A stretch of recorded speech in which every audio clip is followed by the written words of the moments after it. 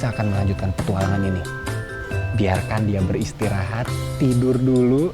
Pasti nanti setelah tidur bangun dengan segar, sayapnya akan dibentangkan dengan lebar, dan dia akan terbang mengelilingi hutan ini. Itulah keindahan burung yang sejati ketika dia lagi terbang. Kalau Karesa, indahnya ketika sedang menjelajah bersama adik-adik. Yuk kita lanjutkan.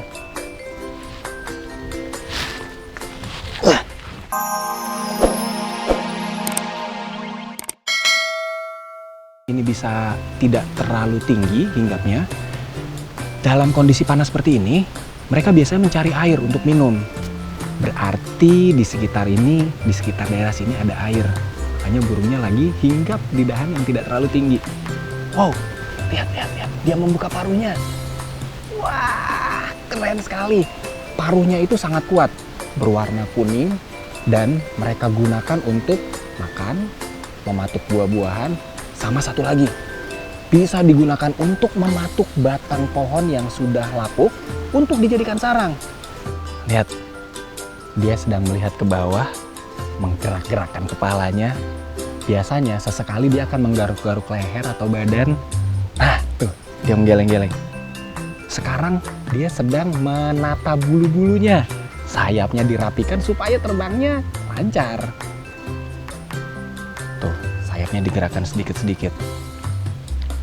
Nah, ini juga salah satu perilaku burung pada umumnya. Jadi ketika mereka sedang beristirahat, mereka tuh merapikan bulu-bulunya, merapikan tubuhnya supaya terbangnya lancar.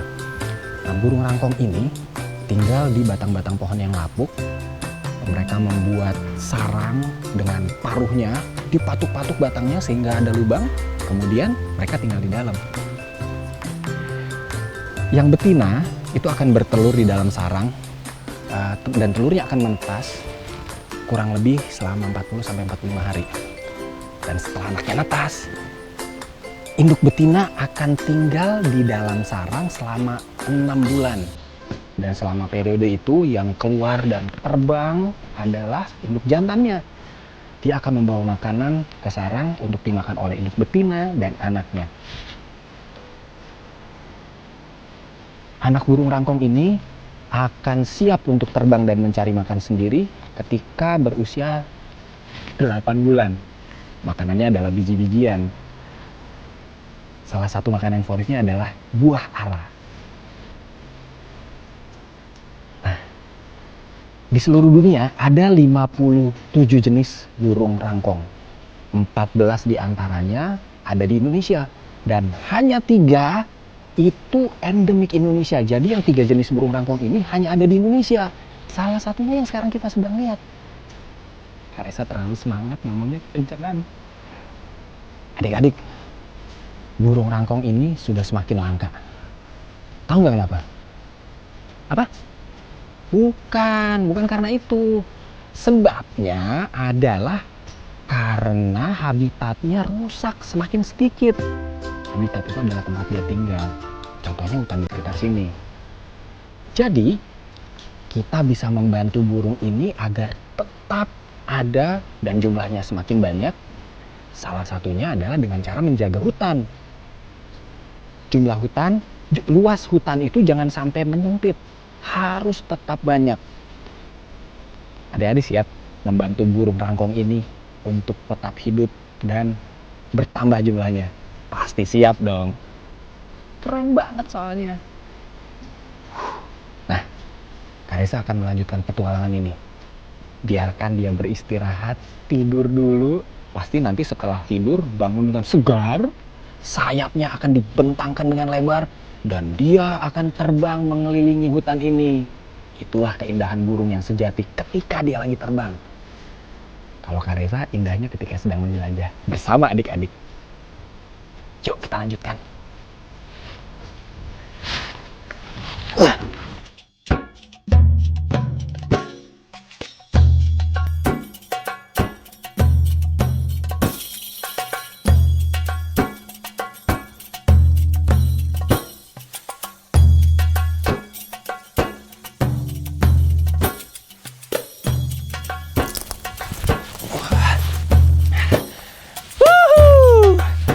Sekarang Karesa tiba di wilayah Ngata Baru, Sigi, Sulawesi Tengah.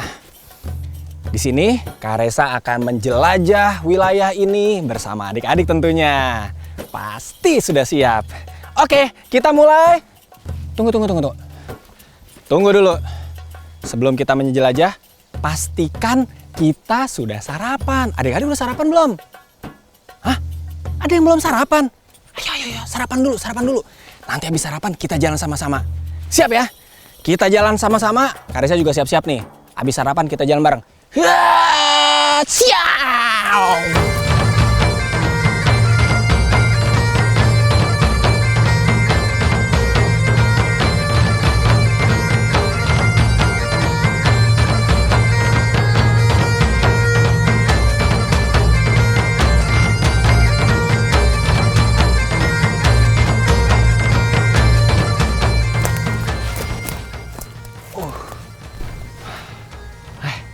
Adik-adik dan sahabat semua, saat kita menjelajah di dalam hutan, seperti sekarang ini, kita akan menemui beragam jenis vegetasi, mulai dari yang besar sampai yang berjenis semak.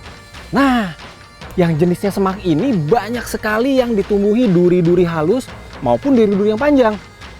Tadi, dalam perjalanan nih, Kak Resa melewati beberapa semak belukar dan set. Ternyata baret-baret. Baik di tangan maupun di kaki. Jadi adik-adik dan sahabat semua harus lebih berhati-hati jika kita sedang melakukan perjalanan di dalam hutan.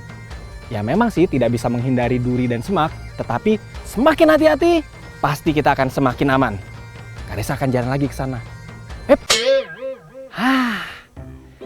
Ada kejutan. Tak disangka tak dinyana. Ada hewan lucu di sana. Ikutin ya. Pelan-pelan aja.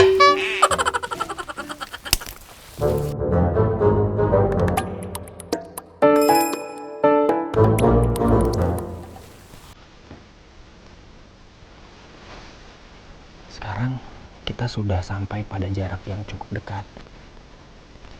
Mungkin sekitar 4 atau 5 meter.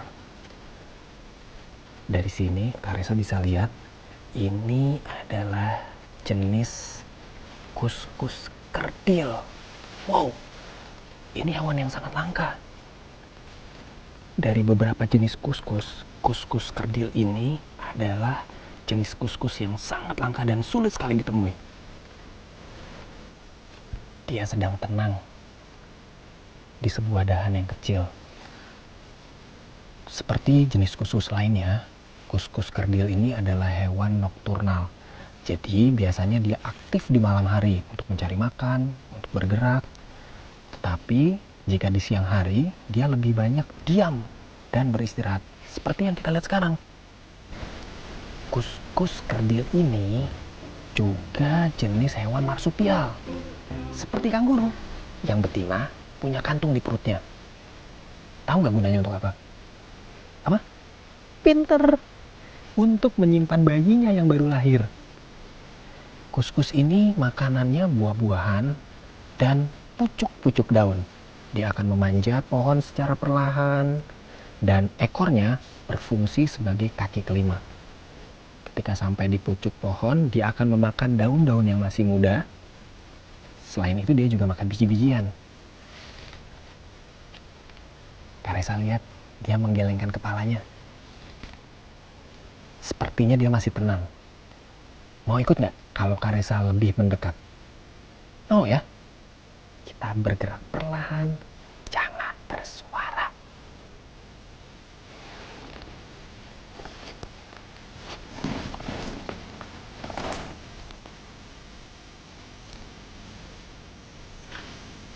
Yes. Akhirnya Kak Resa bisa mendekat. Berdiri persis di bawah pohon tempat kuskus kerdil ini beristirahat. Yes. Dia dinamakan kuskus kerdil karena ukuran tubuhnya sangat kecil. Paling besar itu tidak akan melebihi ukuran kucing dewasa. Jadi seperti anak kucing ukurannya. Dia memiliki ciri yang sama dengan kuskus yang lain. mata yang besar karena mata besar ini dia butuhkan untuk bisa melihat dengan jelas di malam hari. Jadi matanya sangat peka terhadap cahaya.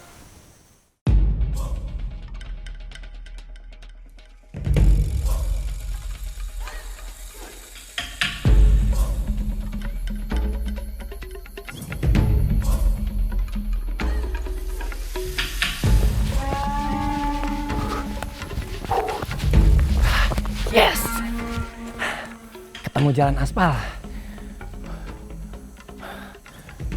Ada keramaian. Ada apa tuh?